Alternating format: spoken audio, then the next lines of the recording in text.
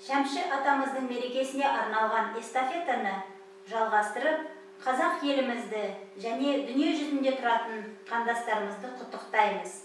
Финляндиядан сәлем. Әлемнің жарығын сыйладың сен маған, даланың әр гүлін жинадың сен маған. Сен бердің достардың қанатын самғаған, далалы құштарым өзіңе арналған. Әлде баяғыда өсірген жемісің, салы жел саяған құшағың мен үшін.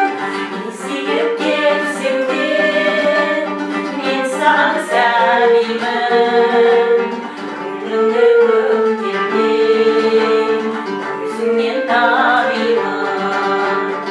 Есейіп кетсем де мен саған сәбимін, көңілімді көктемде көзіңнен танимын. Аңсаған бақытым сияқтанып, ай туып келеді қияқтанып. Жол жаққа қараймын, сен жоқсың арайлым. Кешікпей келем деген мен тұрмын елеңдеумен. Жол жаққа қараймын, сен жоқсың арайлым. Кешікпей келем деген мен тұрмын елеңдеумен. Өзіңмен арыстым, бойында таныстым, жайнаған гүлдей тұрдың сен, жағада тұрдың сен.